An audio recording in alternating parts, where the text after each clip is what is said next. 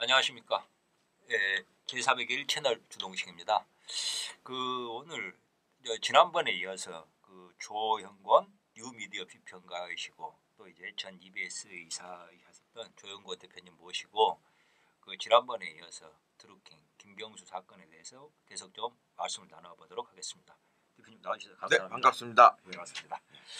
지난번에 이제 좀 사실 충격적인 이야기도 많이 들었습니다만은 오늘 또 좀 이야기 나오는 이야기는 어제부터 좀 깊숙이 들어가는 이야기일 수밖에 없을 것 같아요. 한 세 가지 정도로 먼저 말씀을 나눠보겠는데, 먼저 이제 이 드루킹 사건. 네. 저희들이 많은 분들이 이제 드루킹 사건이 언제부터 시작이 됐는지 잘 모르시고 계십니다. 그러니까 네.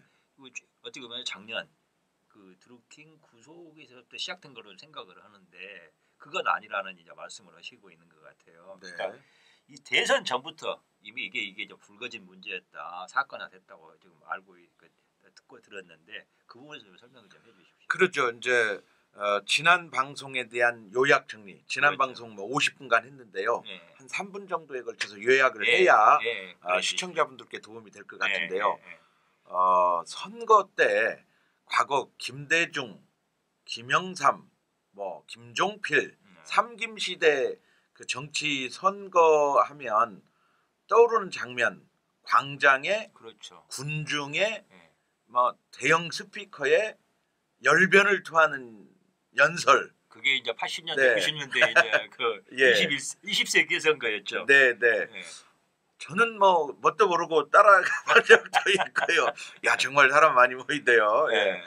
근데 지금은 그렇게 광장에 사람을 동원하는 시대는 지난 것 같아요. 네. 물론 우리나라는 좀 특이하죠. 촛불 집회, 태극기 집회, 이런 집회가 여전히 큰 힘을 발휘하고 있습니다만, 어쨌든 정치인들이 사람을 불러 모으는 거는 매우 어려운 것 같아요. 네, 많이 풍경이 변했습니다. 그렇죠. 네. 그래서 이제 2017년 그 대선이 한참 진행 중일 때 동아일보 기자가 이런 기사를 냅니다. 대규모 청중 동원, 발로 뛰는 유세는 한물 같다. 그리고 손가락으로 선거한다는 거죠. 그러니까 이제 그 나이 드신 어른분들은 여전히 무슨 선거를 손가락으로 하나, 붓뚜껑으로 투표장 가서 붓뚜껑으로 누르는 건 이해가 가도 손가락으로 한다는 걸 의미를 잘 모르시거든요. 손가락 혁명군이란 말도 맞아요. 이재명 후보는 손가락 혁명군이라고 손가혁 이런 얘기가 있었고요. 각 후보마다 정말 발로 뛰는 게 아니라 손가락을 얼마나 많이 움직이느냐가 여론을 움직인다. 그거 다 후보들이 알고 있는 거 아닙니까? 그렇죠. 그래서 이제 선거 캠프를 꾸리면 먼저 손가락 혁명단부터 꾸리는 거지요. 그게 선거 캠프입니다, 사실. 이 후보 저 후보 이제 다 그 스마트폰을 들고 선거 운동을 하는 모양 되죠. 문자를 보내는 것도 손가락으로 하는 거고, 문자 스마트폰에서 또 페이스북 또 있습니까? 유튜브 온갖 이게 저 스마트폰에서 손가락으로 하는 거 아닙니까? 그렇죠. 그런데 사람이 손가락을 이용해서 스마트폰에 누군가를 지지해달라고 하는 이런 거는 그 법에 허용된 선거운동 방법인 거지요. 그렇죠. 그런데 이제 그것도 예컨대 밥을 제공하거나 일비를 주거나 할 때는 선거 관련해 신고를 하고, 그렇죠. 선거운동원으로 선거 사무원, 법정 사무원 수 이내에 있어야 되는 맞습니다. 거예요. 그런데 2012년 대선 때 국정원 댓글 사건이 난리가 났을 때 문재인 후보도 그 손가락 팀, SNS 팀이죠. 76명을 꾸려서 불법 사조직을 운영하다 적발돼 가지고 이제 불법으로 판결을 받았죠. 벌금을 맞았죠. 이제 국정원 댓글에 비해서 그건 거의 알려지지 않았어요. 그렇게 규모가 훨씬 큰데 말이죠. 그러니까 이게 지금 언론이 뭔가 제 기능을 안 하고 있는 거죠. 언론이 우리나라 보면 어떻게 보면 언론이 반대로 기울어진 운동장이 되고 있는 것 같습니다. 그렇습니다. 그런데 이제 2017년 대선에도 역시 그 손가락 혁명단들 각 캠프마다 이제 다 모집을 해서 운영을 하고 있는데, 어떤 선거 캠프는 법을 지켜가면서 그야말로 사람 손으로 하나씩 공감, 비공감, 뭐 추천 이런 걸 하고 있는데 어떤 캠프는 말이죠. 매크로를 돌려가지고 매크로는 자동 반복 프로그램이에요. 예. 1초에 뭐 6, 7번을 할 수 있어요. 킹크랩은 1초에 100번을 할 수 있는 거죠. 예를 들자면 그런 식으로 해서 자동으로 해버렸다. 이 자동으로 기계를 통해서 자동으로 해버린 것 이게 이제 드루킹 사건이고 그 드루킹 사건의 공모자가 김경수 경남지사다. 그래서 이제 공범이다 해서 법정 구속된 거죠. 제가 보기에는 공범이라기보다는 다른 거 아닌가, 주범 아닌가 싶은 생각이 드는데 사실 뭐 법률적 판단을 진행 중인데 예. 저는 주범의 또 그 주범은 따로 있다고 생각하기 때문에 그렇죠. 예, 공범이고 일단 김경수는 일단, 그 드루킹은 네. 도구일 뿐이고 도구일 뿐이고 예. 그래서 그 엄청난 다시 얘기해서 그 1억 번에 가까운 9,960만 번이니까 뭐 1억입니다 거의 1억 번의 그 클릭 조작을 해가지고 눈에 보이는 베스트 댓글을 다 조작을 해서 이 베스트 댓글은 우리 국민들이 굉장히 많이 본다. 그렇죠. 80%가 본다. 그리고 30%가 그 댓글을 기사보다 더 믿었다. 반반씩 믿은 사람도 30%나 된다. 그러니까 기사 내용보다도 댓글을 많이 신뢰하는 사람들이 있다는 얘기죠. 자, 이런 상황에서 그 댓글을 조작을 했으니 곧 여론을 조작한 것이고 민심을 조작한 것이고 그 조작된 민심에 의해서 투표장까지 갔으니 투표 용지가 바뀌었다고 볼 수는 없으나 그 변한 마음. 근데 내가 누구를 찍어야 될지. 제가 자료를 쭉 찾아보니까요. 2017년 대선은 안철수와 문재인의 박빙으로 시작을 했거든요. 그랬었죠. 기억나시죠? 예. 뭐 30, 한때는 네. 저기 거의 뭐 추월했던가 뭐 그런 적이 그랬었어요. 뭐 39대 38 뭐 이렇게 시작을 했단 말이죠. 네.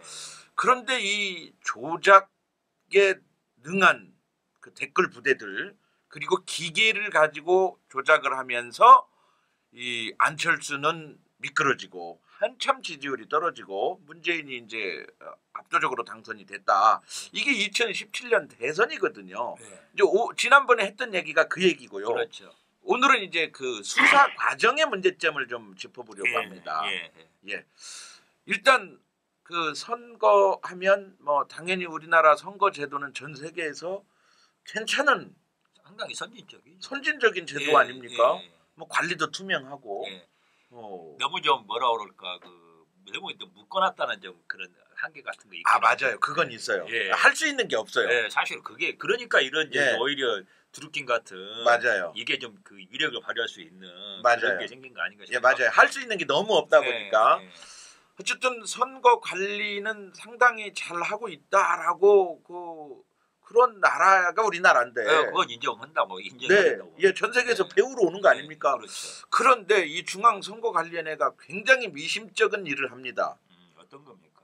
이 드루킹 사건과 관련해서 지난 2017년 5월 9일 대선이 있기 2달 전에 민주당의 지지자, 문재인의 지지자 최모 씨가 야 이거 기계적으로 이렇게 공감과 비공감을 클릭하는 거 대량으로 이렇게 하는 거는 여론을 파괴하는 거야.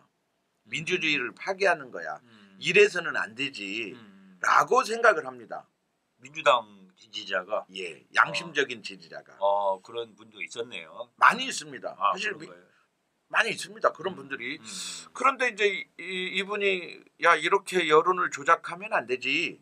그분은 그만 보고 알았다는 거 아닙니까? 알았죠. 이분은 아는 거지. 그러니까 뭔가를 보고 파악을 해.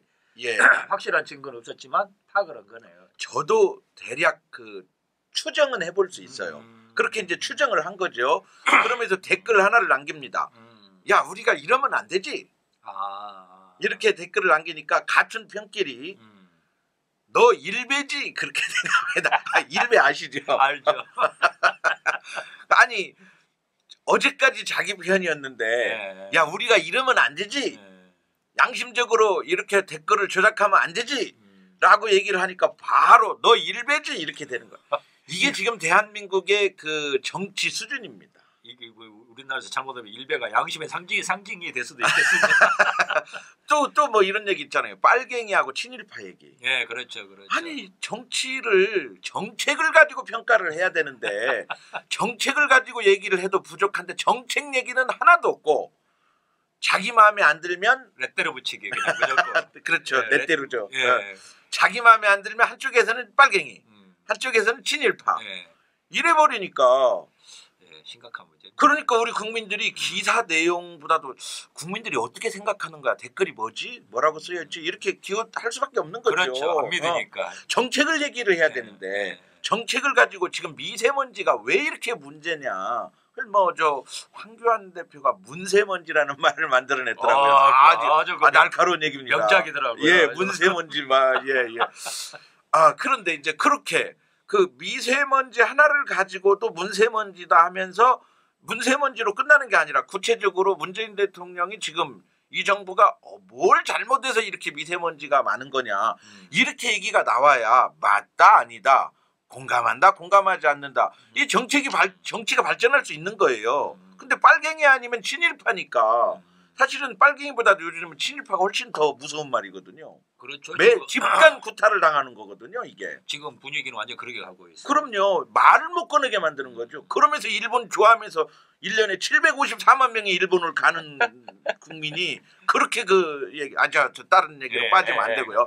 자, 중앙선거관리위원회에 문재인 지지자 최모 씨가 2주간에 걸쳐서 자료 수집을 해 가지고 A4 용지 석 장에다가 IP 주소, 그다음에 이론 정황, 그다음에 파주 누름나무 출판사, 드루킹과 관련된 구체적인 내용을 조사를 해가지고 아니 이분이 수사관도 아닌데 상당히 IT에 밝으신 분 같아요.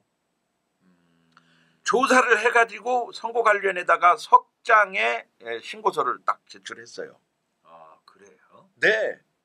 그분이 그럼 혹시 그 드루킹 쪽의 팀의 내부에 있었던 분 아닙니까? 그럴 수도 있을 것 같아요. 그럴 가능성도 있겠는데요. 예, 그렇게 정확히 조사하기가 민간인은 쉽지 않아요. 아니 그걸 그 내부에 있지 않은 사람이면은 정황만 가지고 그렇게 하기는 어려워요. 그렇죠. 네. 예, 저도 참 최모 씨를 만나보고 싶어요. 모르십니까? 몰라요. 그래요? 그분이 내부적인 정보를 가지고 신고하지 않았고 저처럼 그 빅데이터를 수집하거나 네. 계속 연구해가지고 하신 분이라면 그분은 정말 대단한 사이버 분이에요. 수사관 해야 그렇죠. 되는 분입니다. 굉장한 분이죠. 어. 그렇게 수사를 했는데 선거관리위원회에서 이거 사안의 심각성을 그냥 112로 신고해가지고 불법 선거입니다 하고 끄는 거 있잖아요. 뭐 네. 그런 신고가 아니거든 이게. 그렇죠. 정확한 팩트가 있는 신고 서류거든요. 네. 그랬으면 이 선거는요 중단시켜야 되는 거예요. 대형 여론 조작이 있던 거니까 민심을 조작하는 거니까요. 그리고 이거를 국민한테 알려야 되는 거죠. 그리고 검찰에 고발을 해야 되는 거죠. 그런데 검찰에 고발한 게 선거 직전인 5월 5일입니다. 그러니까 선거를 다 보내버린 거죠. 가만 있어봐라. 그러면은 3월 23일 날 신고했는데 3월 24일에 신고했는데 5월 5일 날 검찰에 거의 한 달 반가량을 그냥 그렇습니다. 화성세월을 방치를 한 거예요. 43일간. 이게 선거 끝나도록 그냥 진행되도록 그냥 놔둬버린 셈이구만요. 그렇죠. 그러니까 이제 이 건을 중앙선거관리위원회가 사안의 심각성을 몰랐다면 중앙선거관리위원회가 너무 무지한 거고 이게 여론선거라고 하는 거를 모를 리가 없지 않습니까? 몰랐다 그러면 검찰에 신고도 안 했겠죠. 그렇지. 그러니까 실은 알았으니까 예. 경찰에 신고를 했다는 건데 뭐냐면 자기 책임을 선관위는 선관위 책임을 면하기 위해서 시간을 끌다가 네. 선거 직전에 신고했다. 나는 신고했다. 책임 면하기입니다. 선 털고 이제 좀 그런 식으로 했는데 네. 이거는 반드시 조사를 해야 되는 상황입니다.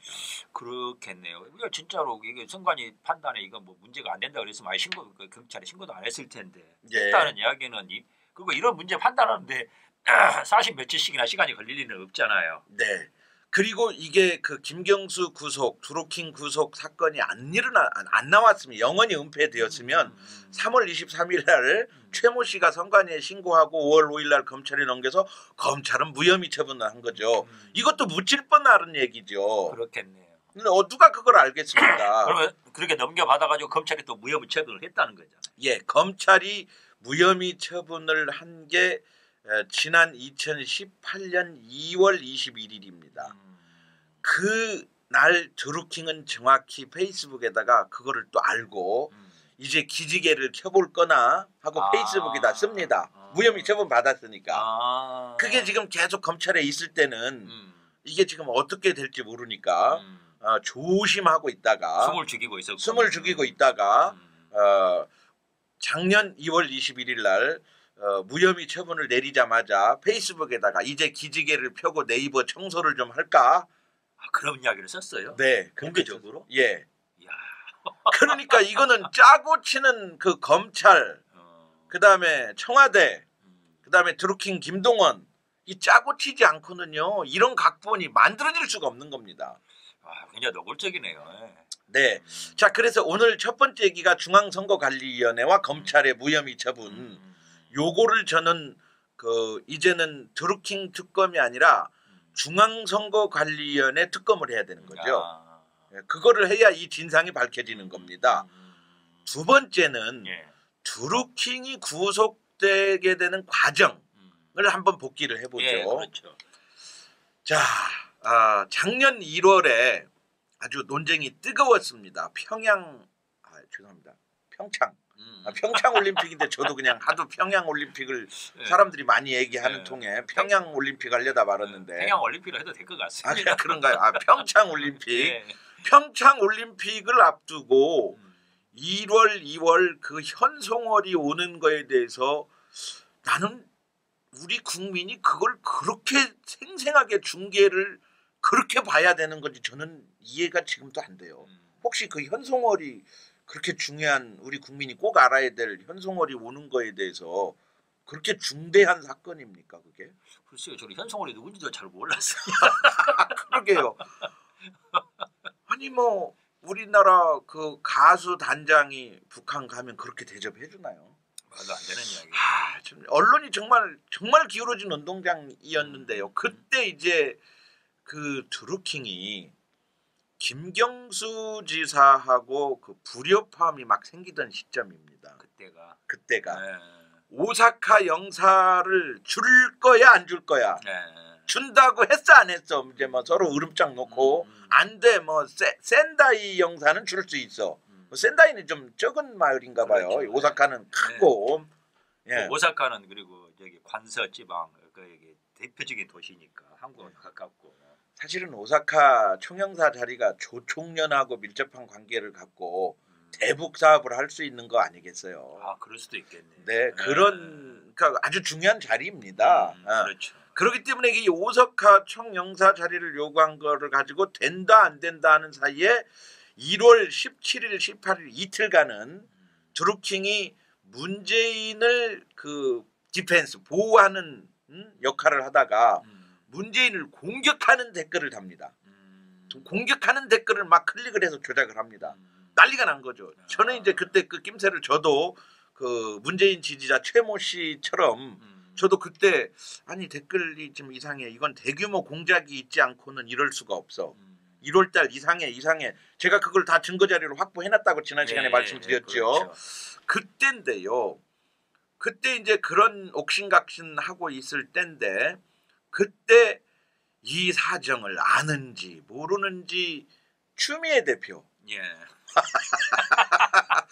문재인, 김경수, 김동원 이 드루킹 사건의 전모 내막을 전혀 몰랐기 때문에 검찰에 신고를 한 거라고 봐야죠. 알고서 신고했다면 그것도 좀 코미디 아닙니까? 내가 깨끗한 분이죠. 그렇죠. 알고도 신고했다면 민주당 지지자, 문재인 지지자 최모 씨하고 똑같은 분이죠. 글쎄요. 제가 보기로 하여튼 내가 깨끗한 분입니다. 이게 추미애가 문재인 대통령을 문재양 내지 문슬람이라고 댓글 다는 거 이건 용서할 수 없다고 신고를 한 거 아닙니까? 그래가지고 이제 결국은 팀킬이 된 거 아닙니까? 그렇죠. 저는 그때 여담 한마디 말씀드리면 그때야말로 이 악성 댓글을 제거할 수 있는 절호의 찬스였다. 다시 얘기해서 그 추미애가 문재인 대통령을 보호하는 차원에서 문슬람, 문재양이라고 하는 건 고발하겠다. 검찰이 처벌해달라. 이렇게 요청을 했을 때 검찰이 그거 하겠습니까? 못하는 거죠. 역대 자기들이 해놓은 게 있는데 이명박 대통령한테 쥐박이, 박근혜 대통령한테 닭근혜, 당년 뭐 예. 별의별 그 인격 모독성 발언 뭐 댓글 이런 게 얼마나 많았습니까? 다 뭐 열거하기도 힘들 정도. 정말 그때는 입 다물고 있다가 자기가 지지하는 대통령이니까 악성 댓글은 못 참겠다. 이것도 정치적인 코미디고요. 야당의 대응도 참 한심해요. 네. 그때는 홍준표든 누구든 내가 다른 건 몰라도 추미애 대표의 그 발언은 맞다. 그래야 정치가 깨끗해진다. 하고 문재양 문슬람이라고 발언하는 댓글을 삼가해 주십시오, 국민 여러분. 사실은 그게 맞는 거죠. 그게 맞는 거죠. 예. 그렇게 얘기를 해야 됩니다. 그게 정치인의 품격이고 그런 거죠, 사실. 그래야 돼지발정제 얘기도 못하는 겁니다. 그렇죠. 그러면 문재양 얘기도 못하고 돼지발정제 얘기도 못하는 거예요. 왜? 그게 악성 루머니까. 그리고 그런 댓글들 때문에 정치적인 신뢰가 계속 떨어지는 거니까. 정치가 희화되고 이제 자꾸 그러는 거죠. 그렇죠. 예. 그런데 야당은 또 그 찬스를 놓칩니다. 그러면서 아니 지난 정부에 당신들이 요구한 건 얼마인데 하고 또 따지는 거죠. 그러니 이제 핑퐁하는 거죠. 주고받고 이게 정치가 나아질 기미가 안 보이는 겁니다. 자, 다시 본론으로 돌아와서 그렇게 이제 옥신각신하고 팀킬을 하고 그러는 사이에 경찰이 이제 드루킹을 그 협박을 목을 조여가는 거죠. 구속하겠다. 당신 구속하겠다. 왜 증거가 나오니까. 해보니까 아니 일베가 한 줄 알았더니 추미애는 그랬을 거 아니에요. 일베 이놈들 혼내달라. 소탕하겠다. 예. 극우 세력들, 이 댓글 조작질하는 극우 세력들을 혼내주겠다. 이렇게 하고 신고한 건데 민주당원이란 말이에요. 드루킹 김동원이. 민주당원 댓글 조작 사건으로 이제 그 위키백과에는 명명이 된 거죠. 이걸 보면은 사실은 그 이 정권 내에서도 보면은 예. 그러니까 그때 추미애가 여당 대표였지 않습니까? 네, 그렇죠. 그 여당 대표하고도 공유할 수 없는 정도의 정말 어떻게 좀 예민한 사안이었다는 그런 이야기도 할 수가 있겠습니다.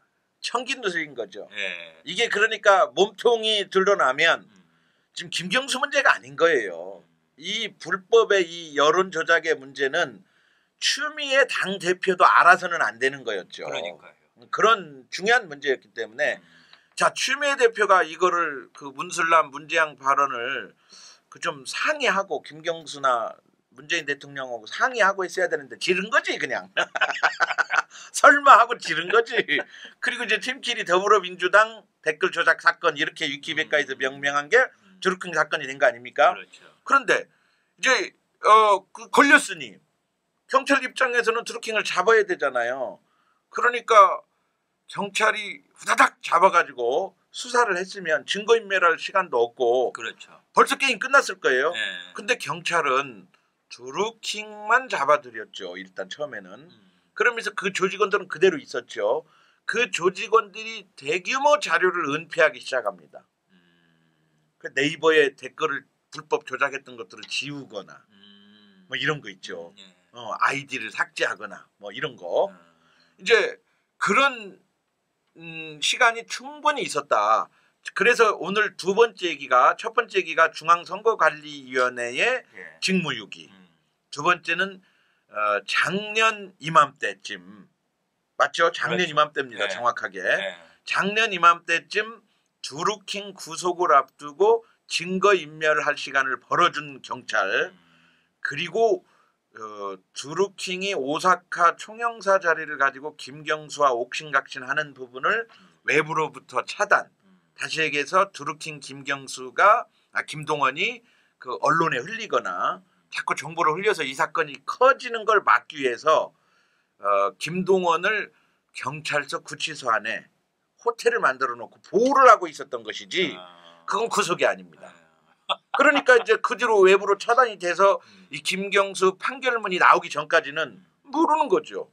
몰랐던 거죠. 그러니까 1년간 시간이 이제 흘러간 거 아닙니까? 그게 이제 이 경찰의 그 오늘 두 번째 얘기가 그 바로 경찰의 직무유기인데 그 경찰은 사건 초기에만 해도 검찰에 이 사건을 넘길 때 댓글 2개를 600번 클릭 조작을 했다고 넘긴 거죠. 겨우 그것만. 예. 지금 142만 댓글에 1억 클릭인데 두 개 조작에 600번 클릭했다고 검찰이 넘긴 거 아닙니까?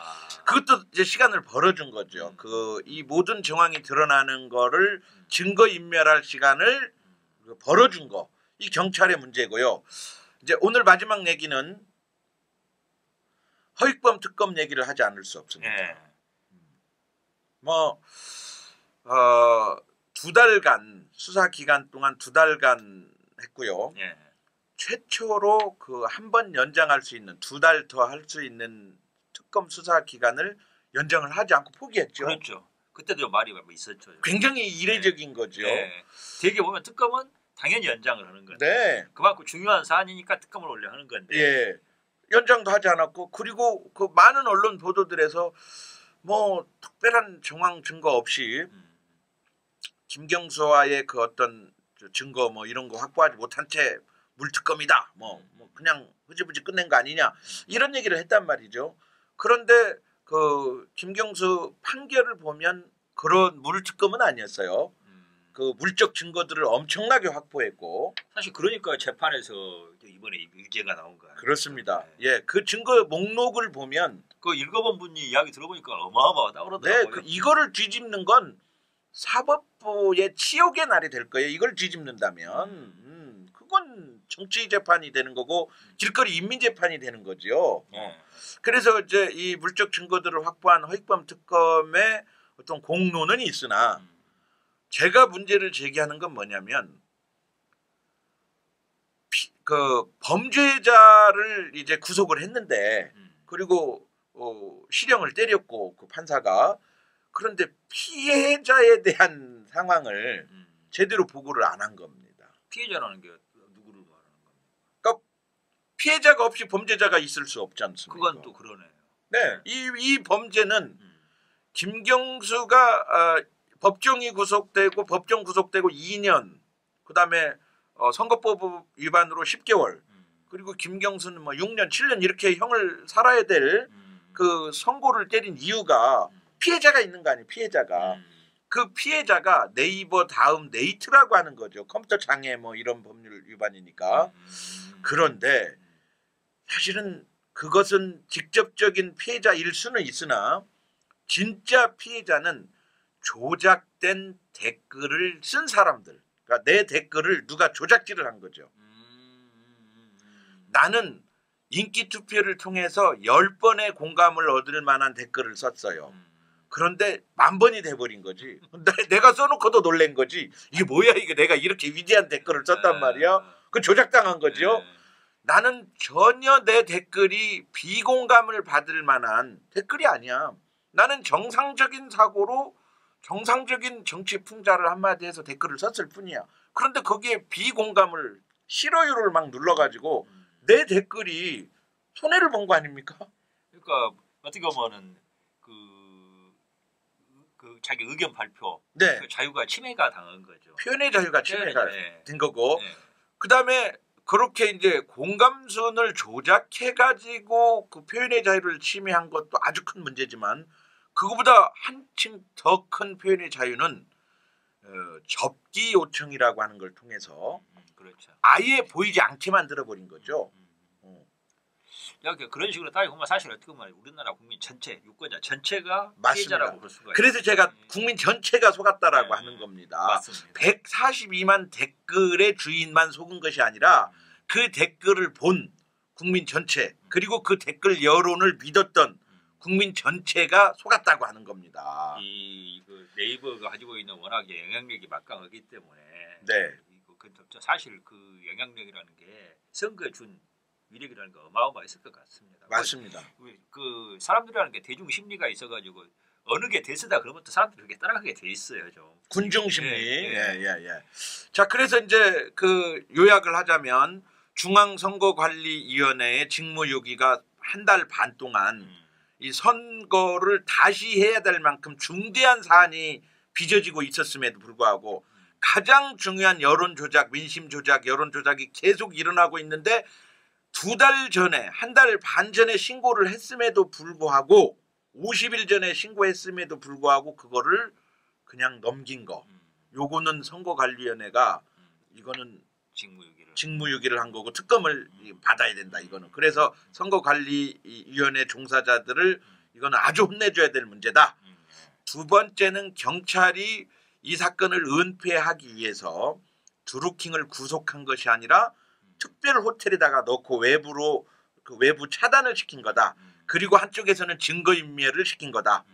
그래서 그 드루킹이 그 증거인멸을 하려고 했던 USB 화장실 변기에다 냈던 USB에 그 디지털 포렌식으로 살려내지 않았으면 이 1억 번에 가까운 그 조작질의 전모가 안 드러날 뻔 알았다.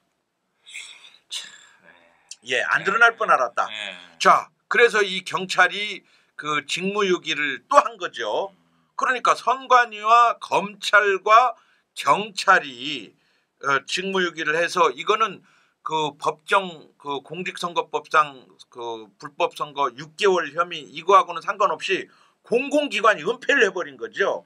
그게 이제 본인이 문재인 대통령이 대통령 될 건데 내가 잘 보여야지 이런 마음으로 했을 수도 있고요. 겁이 나서 했을 수도 있고요. 어쨌든 이거는 은폐한 거예요. 그래서 이거는 3년의 그 시한으로 연장이 돼야 된다고 하는 김진태 의원의 말에 전 동의를 하고요.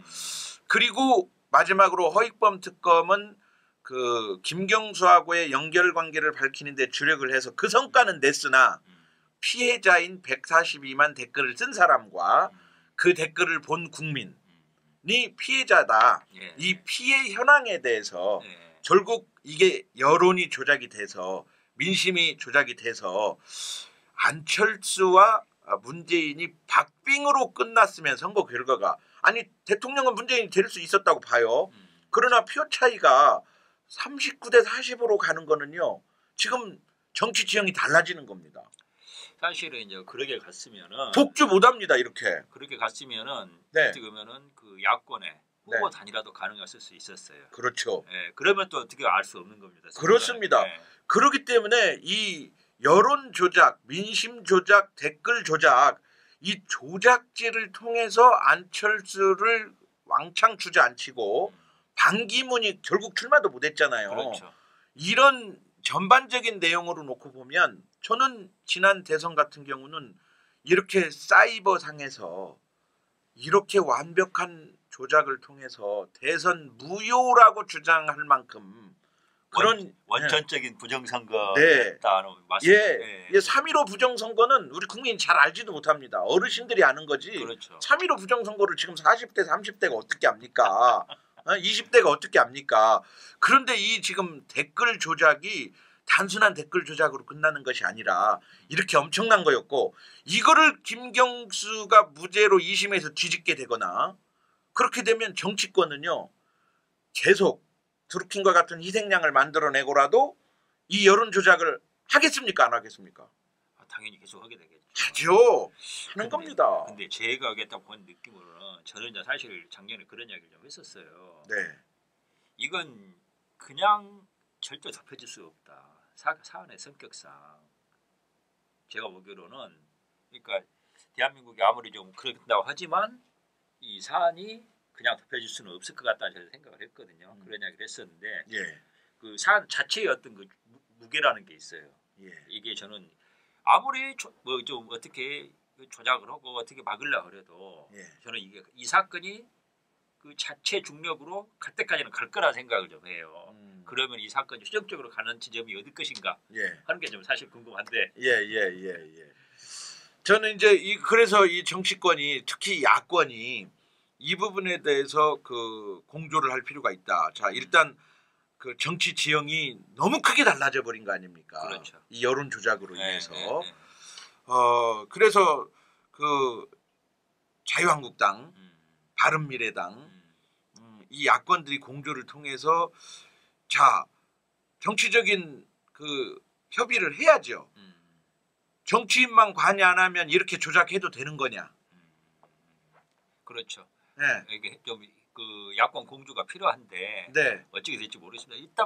이번에 이제 그 황교안 네. 대표가 되셨으니까 한번 좀 리더십을 좀 기대를 해봐야 될 것 같기는 합니다.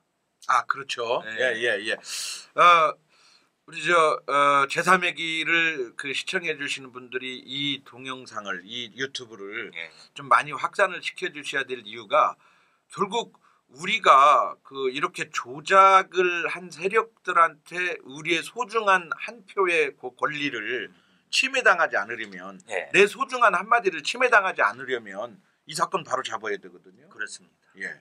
좀 그래서 요거 많이 좀 전파하고 싶고요. 예. 제가 지난번 방송도 한 3,000명한테 전달했는데 예. 한번 지켜보겠습니다. 오늘은 그러면 여기서 예, 이 정도 하죠. 뭐. 예. 저기 그 제가 좀 그걸 봤습니다. 그런 걸 봤는데 그 이 사건이 2심에서 있지 않습니까? 예. 김경수가 유죄를 받으면은 사실 심리는 판단은 이제 법적으로 끝나는 거라고. 그렇죠. 끝나는 거죠. 그럴 될 경우에 저기 그 문재인 대통령 네.